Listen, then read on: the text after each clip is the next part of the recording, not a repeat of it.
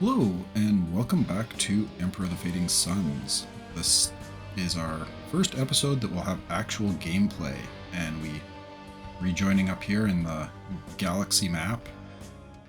Probably just going to get through the first turn, honestly, and I am still running the demo, so regardless of what happens next, it'll be me restarting.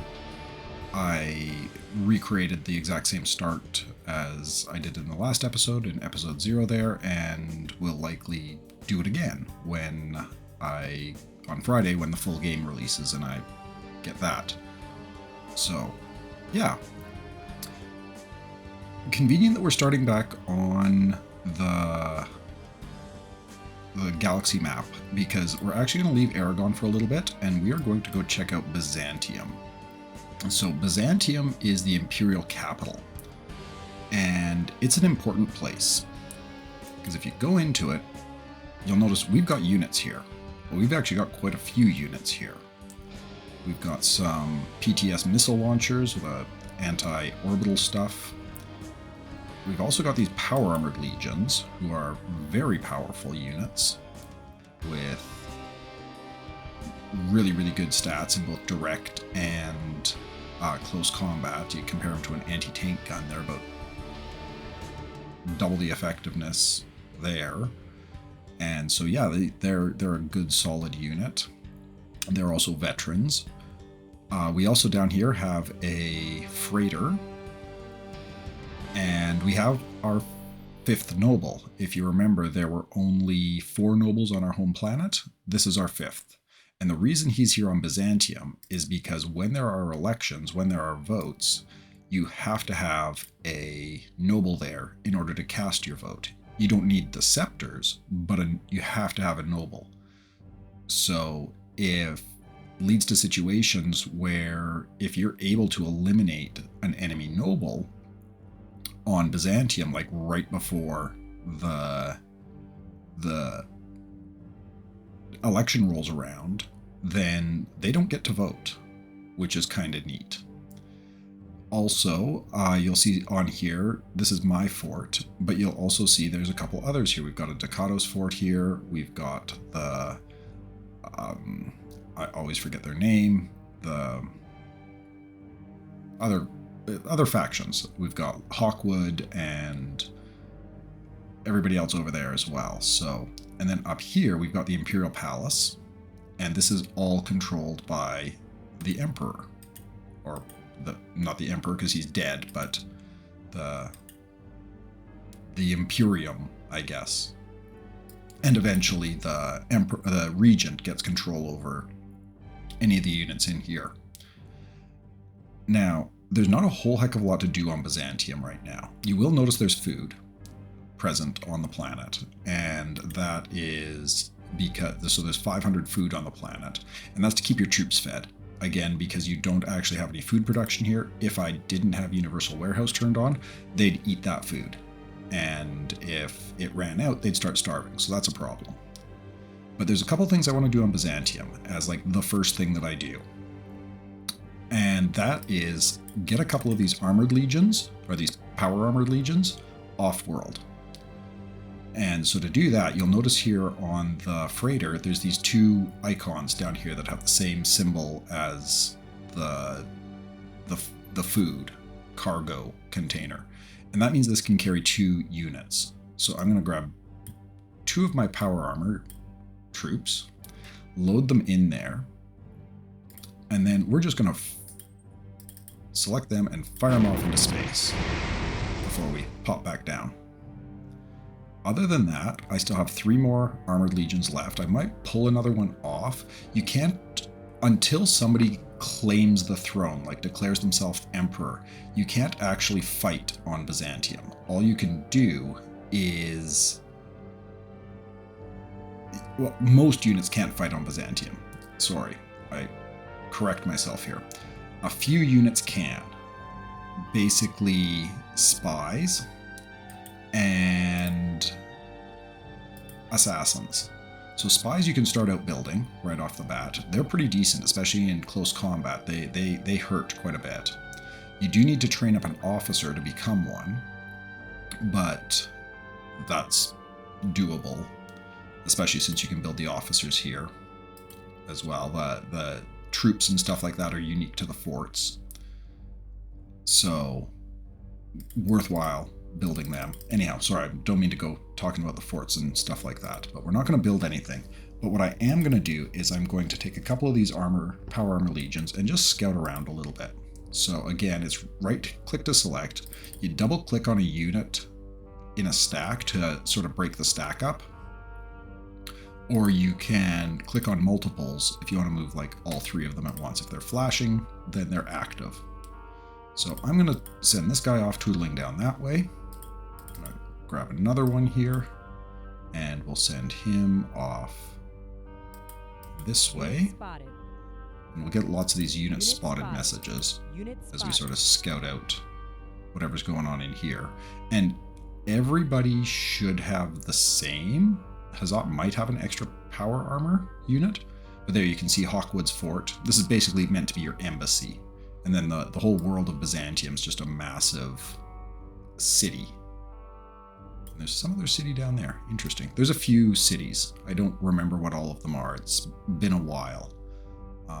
I guess the other unit that can fight on Byzantium are submarines. So if you build submarines, they can fight on Byzantium as well. So yeah.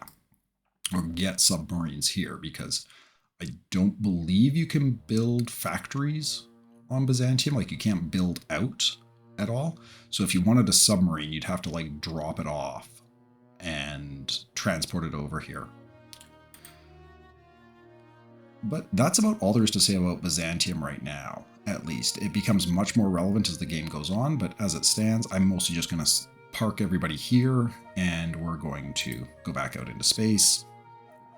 And this is as good a time as any as well. You'll also see on the space layer here, now that I've got the ship in orbit, we've got another freighter here belonging to Li Halan. That's the house that's my neighbor there. And then this is the Imperial fleet. So we've got a dreadnought, a pair of cruisers, some destroyers, and some frigates. We're not worried about that. We're definitely not looking for a fight. But what we can do is bring our power armor legions down to Aragon. And this is actually another advantage that Hazat has, is because they can get these troops from Byzantium to Aragon in 2 turns. Like, that burned all of his movement, so he's stuck in orbit for another turn. But he is, the next turn that I'm going to be able to drop them in somewhere. And now I've got power armor on Aragon here, which is really going to help with locking down my homeworld. One of the reasons I like Hazat is because of their start location. They're kind of tucked off on the side here. And they've got these 3 planets here that sort of canonically are theirs. So you've got Sutek, Veracruz, and Aragon. And then every other neighbor they have, they've got Byzantium here, which can get a little spicy. But then down here they've got the League. And generally speaking, players don't really want to mess with the League. And up here, you've got Holy Terra, so the church, and people really don't want to mess with the church. So it actually gives them a pretty secure spot to sort of just hang out and expand in. Hawkwood, like a lot of the other houses, like they're going to end up bordering each other, whereas I'm always going to have this buffer with the League, the church, and Byzantium that's going to help keep my core holdings secure. So I like that about Hazat. I guess since we're up here anyhow, we'll go over my own fleet. I have this one freighter here that gives me the 2 spots. I've also got these assault landers, which carry the same amount as the freighter. But the nice thing about assault landers is they are able to land outside of cities. The freighter can as well, but it'll take damage. So having these assault landers able to land, like literally drop troops right in the middle of nowhere and then blast back off up into space is really, really helpful. We've also got the bulk hauler here, which is the same as a freighter, just bigger. Same deal though, If you're not landing in a city, it's going to take damage. And these are a bit of a pain to repair. I believe you can only repair them in a starbase. You can't repair them in a normal city. And I don't have a starbase on my home planet yet. So if I damage this, it'll be damaged for a while.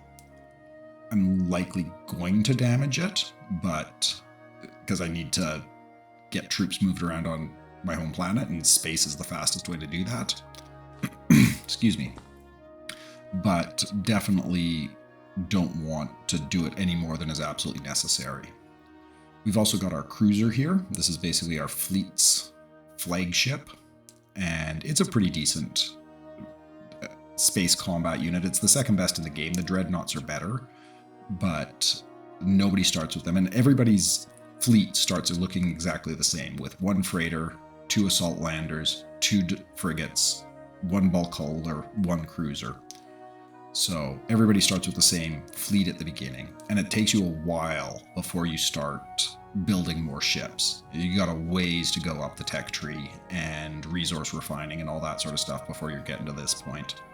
Like the bulk hauler, they require these singularities, which are basically the end of the economic tree, as it were. So a while to get them going. Now, the big ships, like these cruisers, also have kind of a unique ability where they're able to bombard the surface. And we're going to be taking advantage of that to help soften up some of our enemies. But let's go pick a fight first. So we're going to hop down onto Aragon. And first thing we're going to want to do is start consolidating our troops and deciding what our target's going to be and who we're going to bring to go try and take it. So this is the planet map here. You can see we control this area. Over here we've got a farm, or we've got a ruin. I happen to know it's a farm because I've been playing the first few turns of this a fair number of times over the past couple days. And then we've got some more cities over here. We've got another city up here, another city there. And so we're going to want to try and capture those as quickly as possible and secure control over our homeworld so we can start expanding out. Now, in terms of our assets on the planet, I already kind of went over a fair number of them. We've got some tanks in here. There's an anti-tank, self-propelled anti-tank gun, some self-propelled artillery, bunch of militia. We've got our infantry legions. And other than that, it's mostly just anti-tank guns and artillery. So that's what we have to work with. But before we do anything else, I'm going to start building out some units before we start moving around and stuff like that. Now, forts are able to build infantry units as well as officers and the spies and that sort of stuff. There isn't too much I can build here yet, but once I get the infantry legions up and going, they're going to be coming out of here. So I'm just going to leave this on nothing for now. The one thing that will let me build some different units is the factory here. It's going to let me get vehicles. I can build the PTS missile launcher, but I don't have enough electronics. I can build a scout tank, but again, not enough electronics.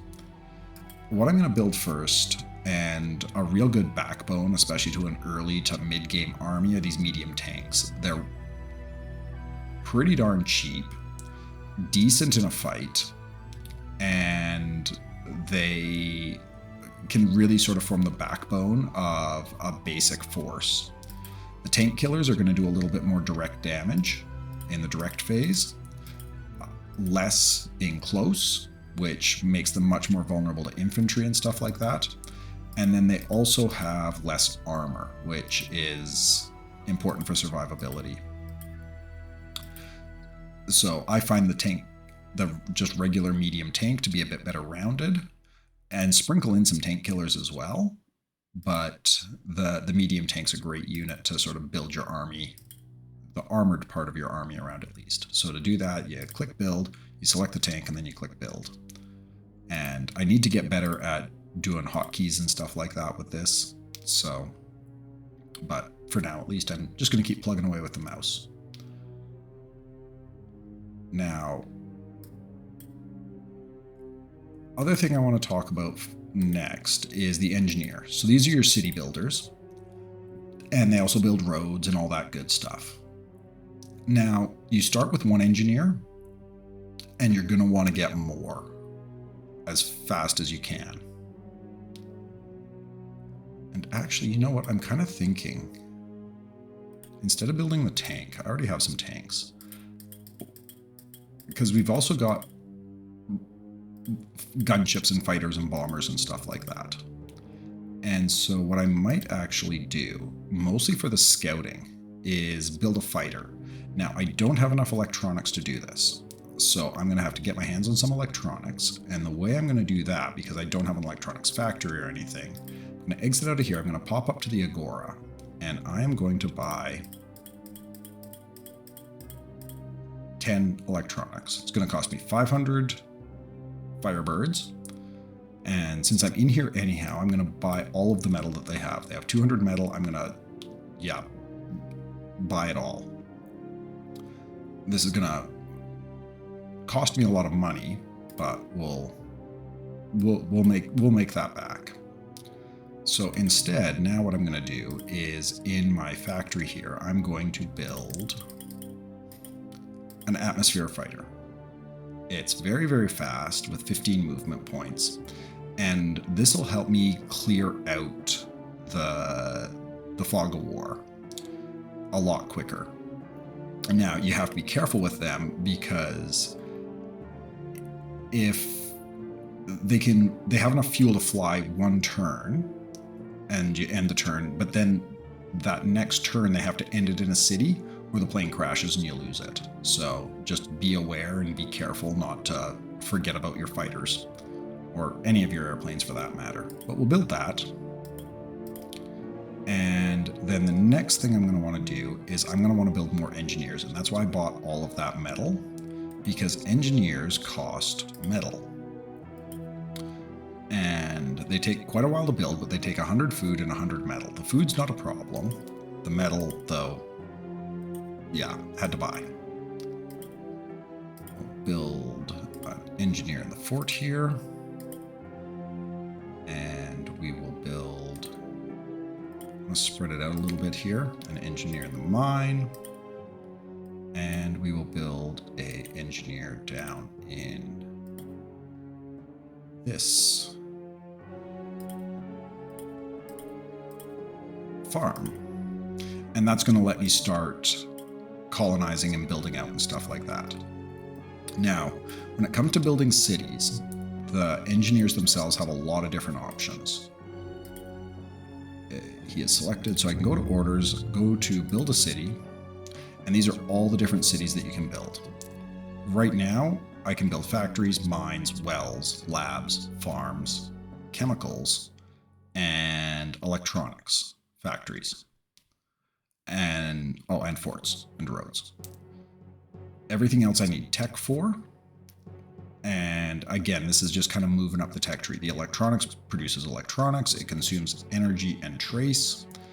Like I said in the last episode, basically think you're mining the coltan and then adding electricity to it, and you end up with iPhones. So that's the process here. And eventually you start getting fusoriums that get you monpoles and singularities and all sorts of crazy stuff like that to build the spaceships and the bioengineered warriors and all sorts of crazy stuff like that. But we will get to that eventually. For now, we got pretty basic stuff. Now, for my first building, it's actually probably going to be kind of boring because I want to get a second factory up and going as quick as I can. One of the things that Hazat has going for it quite well is metal. And so you can get your mines up and going in these mountains around the desert fairly quickly and end up with just an absolute ton of metal. So we're harvesting 27 points on the planet right now from this one mine here. And that's why I built an engineer here, and it's also why I built an engineer down here, is to start getting my hands on some of that metal.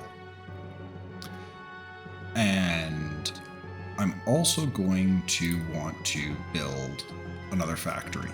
Now, these glowing hexes, this is from the shield generator. And what that does is it protects everything under one of those hexes from planetary bombardment. So you want to keep your more valuable buildings under the shield. And factories aren't the most important thing in the world, but I do like kind of trying to keep my factories in the same general area. So I'm going to pop him up here, and we are going to build a city, build a factory. Now I've got 2 factories. I can go over here. I can select it. And I'm going to here build that medium tank because I still have enough metal. So we will go ahead and do that. Now, last thing I'm going to do is looking around at kind of anywhere that I'm not building stuff. I don't think I'm building anything in here. I'm going to build a militia legion. They're cheap. They cost 5 metal. And they're garbage, but I do have a fairly specific use that I like having militia for, and in order for that to work, you have to have a fair number of them. So I'm going to get started. Here, I'll be building an engineer. He's already building something. I think my arboreum. Yeah, he can build another militia unit. Okay, so that's all my building done. I'm down to 3 metal, so I've burned through all of my metal, which again is why I want to get those mines up and running as quick as I can. And from here, we are going to start planning our assault. And one of the other nice things is when you right-click on any of these resources here, it tells you how much you are producing and how much you're consuming of any of them. So we're harvesting 167 points worth of food, and we're eating 165 points of food. So we're good on food, at least temporarily. Energy, we are producing none, so that's a problem. Metal, we're producing a little bit, but we desperately need more. And then exotics, we're producing a little bit. I think mostly from this arboreum up here, because you can see exotica there. They'll show some of the resources on the map here. There's metal here, there's exotics there. This is fertile land for extra food, that sort of stuff. Now, the other interesting thing is if you hover over any of these resources here, it will show you what is available, or what would be produced if you built something there. So if I, like looking at metal, you can see here, and I can't move the mouse to really point it out, but you can see the numbers around the edge of the screen where there is the metal resources there. How these numbers exactly translate into what you get, I'm not sure, but this is a new feature in this version. You didn't used to get this. So other than bigger number good, it's, I don't know. Maybe one of the devs can explain, but as in most games, big number good. And then you can also see the food output, the energy output, the trace minerals, and if there were any, you'd see the exotica. Now, I'm going to start pulling an army together here to do a couple of things. I've got a few early game goals. Goal number 1 is I'm going to want to take this. This I know is a well, again, mainly from having played this a few times. This I know is a farm, and those are going to be my first 2 targets. I'll also show you how you configure actually, if we go up to space again here, I will show you a way that if you're not relying on the fact that you have played the game before and know where things are, a way you can sort of scout cities and stuff like that.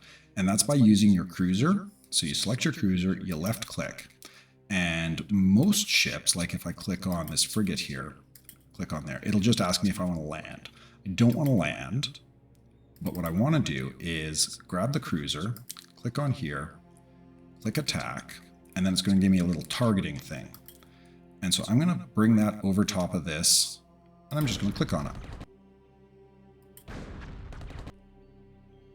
Say combat done. You can bombard once for every point of movement, but now you can see, I see it's a well. Now I can't see anything in that well. I don't know what's in there. And it was actually a mistake for me to click on it twice there. That's just reflex, because normally you want to bombard multiple times. But it would also do damage to the units in there. But because I didn't have any spotting or anything like that, they just sort of fired blind into this well. So that's going to be my first target. And you're probably wondering to yourself, well, how do you get the dudes here up to here? And the answer to that is spaceships. So I'm going to put together a little strike force here, load them onto my ships, and then drop them off at this well so that they can capture it hopefully this turn. And to do that, I'm going to probably take, maybe 2 infantry units,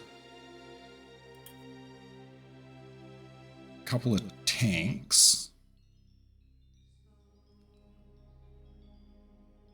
and well, let's go up into space here and bring our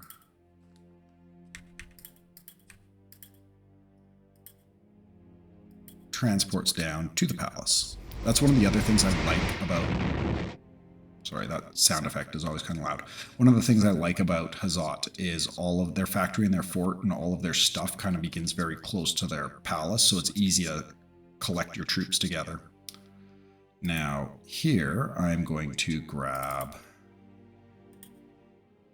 an infantry legion, and I am going to take one of my nobles. Nobles actually make the units quite a bit tougher, your stacks quite a bit tougher, and you're pretty safe to use them in fighting rebels because the rebels aren't going to have anything that's going to hurt them. So as long as you're not throwing them into just dangerous fights, they should survive just fine. Now I'm going to take another infantry, and I'll take an artillery in here. And then I'm going to launch both of these assault landers back up, because you can only have this many units in a given hex. So I need to clear some space so I can load up the bulk hauler here. So launch that into orbit. Now they're hanging out up there. My assault landers still have 1 movement point left, and so they'll be able to land again as well. But pop them back down onto Aragon itself here. We're going to select tank and do another artillery. Do 3 tanks and an artillery, I think, in this. Actually, no, we won't. We'll grab an extra militia legion so that I can show you what I do with those guys. So we're going to toss a militia in, we're going to toss a tank in, we're going to toss a tank in, and we're going to toss the artillery in. Now, this bulk hauler will launch up. And now, you could be conservative and wait until you get your armored legions up and going as well, but I'm pretty confident that I can take whatever's in that well just with what I have here. So now we are going to land. Oh, no, click the right button. They're all still selected. We are going to land again, and we are going to land just adjacent to the well here. So we've chosen a location without a city. Your ships will take damage if they do not have landing capabilities. Do you still wish to land? Yes, I do. And we hope that we don't damage the bulk hauler too badly, which it doesn't look like we did. And then it asks, would you like to unload everybody? We'll just say yes, because that's the plan. Now, they're out of movement, so they're stuck here for a turn. Now, the reason I brought the Militia Legion is because if we click in here, we see they've got 2 Militia Legions themselves, but they might have more. And just sending in an attack blind can be pretty risky. So we're going to send in our lone militia unit. And we're just going to do it as a feint. And now we see it's 1 infantry legion and 2 militia. Again, kind of a waste of a militia unit against a battle like this, but if you're going into ruins, or especially if you're fighting another player or something like that where they might have a much more substantial garrison, it can be worthwhile to like lose a militia legion in order to figure out exactly what's in there. But now I'm pretty confident that I'm going to be able to take this, so I just left click. We're just going to do a normal attack. And we crush them. And a lot of that is because we had the noble. You see he gave us a retreat bonus, an accuracy bonus, and an agility bonus. If I had that battle master trait, he would also give us a armor bonus. So that's good. But that's it for combat. We now own the well. And now we are getting 82 points worth of energy. Cool. I'll have to wait a turn before I can build anything in here because I'm completely broke in terms of metal. Actually, what I could do, I don't need... Excellent. Build. Oh, you're building an atmospheric fighter. You don't want to do that. Where'd my other militia legions go? You're an engineer. There. We will build nothing. And instead we'll build the militia legion up in the well here. Just to have a bit of a garrison. It's good to garrison. Because again, like, not so much right now, but you get further into the game, anybody can do what I just did. They just drop a landing force on your planet, and away you go. And if you don't prepare for that and you don't garrison your cities, it can be a problem. Now, one of the things that Hazat begins with that most other factions don't is a couple of naval transports, and these work the same as any other transport. Each one of these carries 4 cargo, so I can load up to 8 units on. I'm going to grab another noble. I said. I'm going to grab my other infantry legion. I'm going to grab some artillery and an anti-tank gun. Out of practice, and I am right-clicking when I should be left-clicking, and left-clicking when I should be right-clicking. We'll just have them wait until next turn. Gonna grab a couple of militia units here. Load them into the transport. And then we will get a tank killer.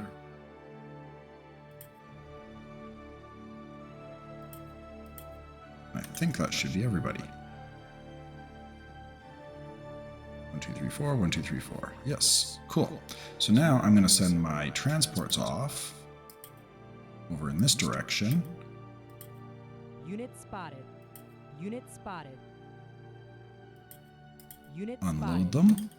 And I still have movement left, so let's just see here. What do we see in this farm? A couple militia legions and an anti-tank gun. I'm pretty confident that I'm going to be able to take that, so we will just charge right in. Do a normal attack. They do have a hidden unit.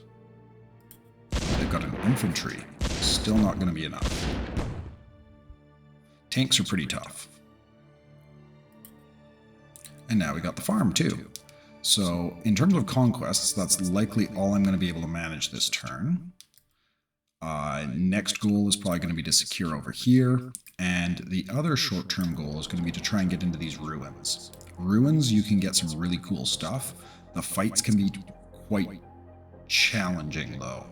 So that I'm going to have to pull together a bit more of a force for. I might actually stage them up here in the mine. And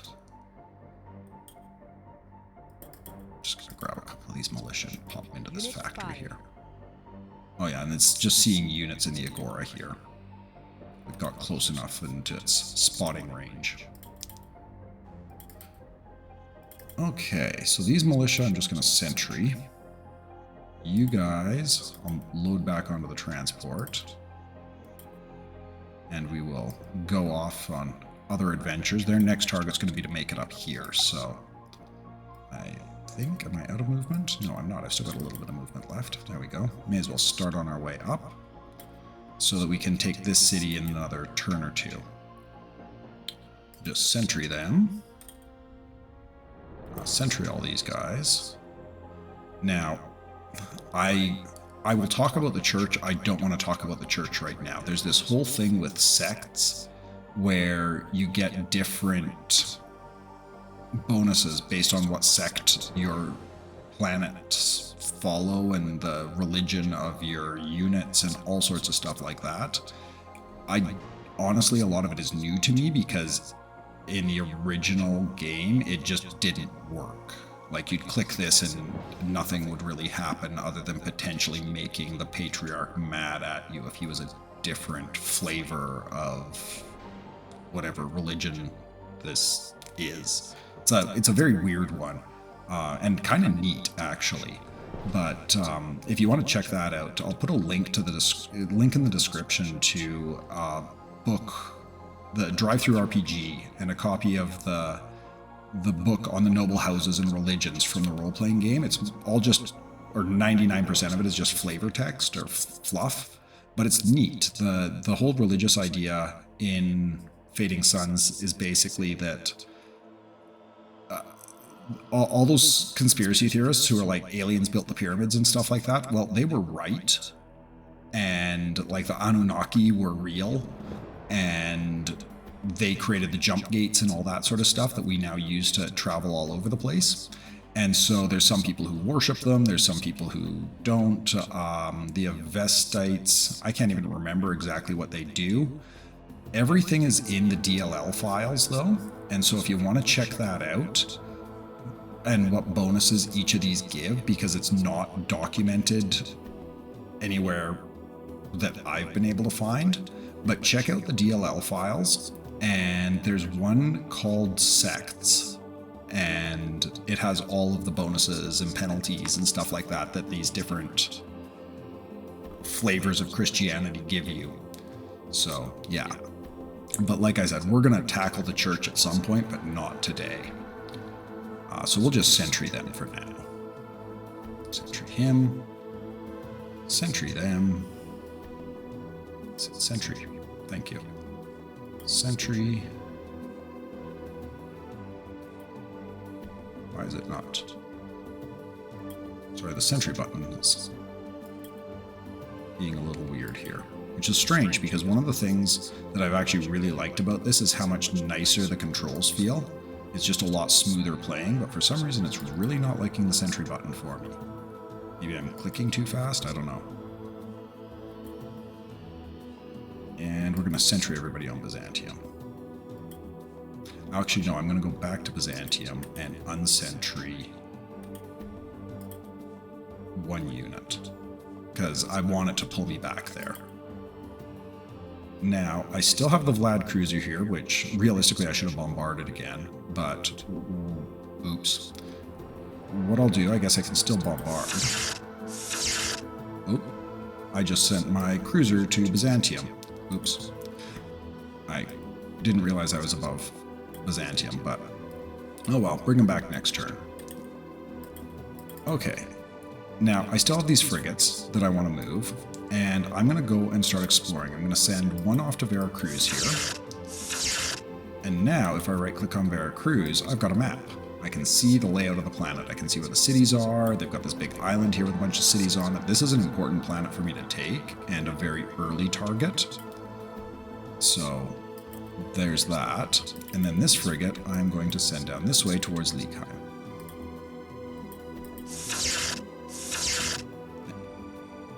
I'm not going to end my turn yet.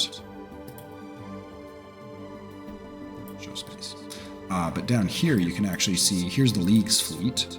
Got a bunch of dreadnoughts and destroyers and, of course, bulk haulers because they're the League. And then eventually we're going to make our way up to Terra as well, and you can see what the church has going on. But likewise, we can go and take a look at Leekheim here. And it's a big old city planet, just like Byzantium Secundus. And it's got a bunch of cities on it that produce all of the things so that the League can turn around and trade them.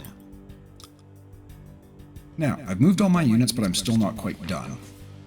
I do want to go back into the house here because I got to get my finances in order. Now, I'm bringing in more in tax than I'm spending. That's good.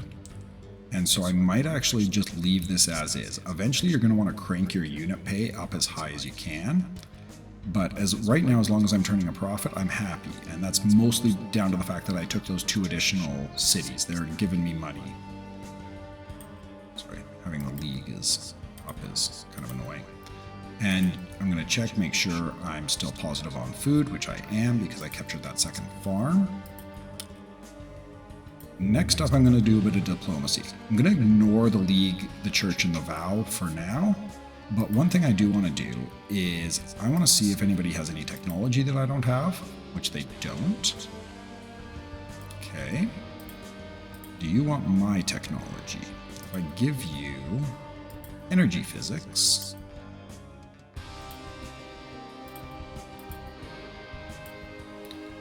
will you give me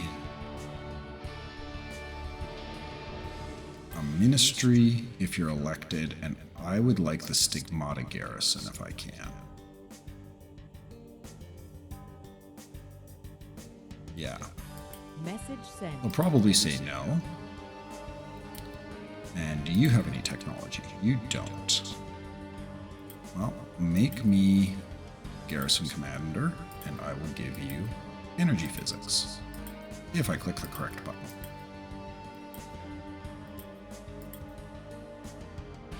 Message sent. Give me ministry, and I'll give you tech. Message sent. They're probably all going to say no, but it's worth it to start kind of hassling them for this. And I will give you energy physics. Because if you can start to work on building up an ally, that's really helpful, because eventually you're going to want these guys voting for you and declaring war on people that you wanted them to declare war on and all that good stuff. So, Message sent. like I said, I'm not going to touch the Church or the League or anything like that now, and there's not much of anything to do on Byzantium yet. So that brings us to the end of turn 1. Oh boy. That's a lot going on. I will put a cut in here, and like I said, because I don't have the full game yet, I'm going to have to replay this turn anyhow.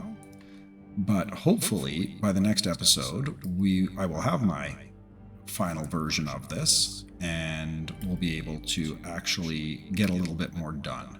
Turns will go faster as well after this first one. There's a lot of little fiddly bits to sort out early on. I don't know why it keeps wanting to shift this around, but whatever. Anyhow, I will catch you guys in the next episode. Hope you enjoyed, and yeah, let me know if there's anything in particular that you're struggling with, anything that you are confused by, anything that you feel like you need help with.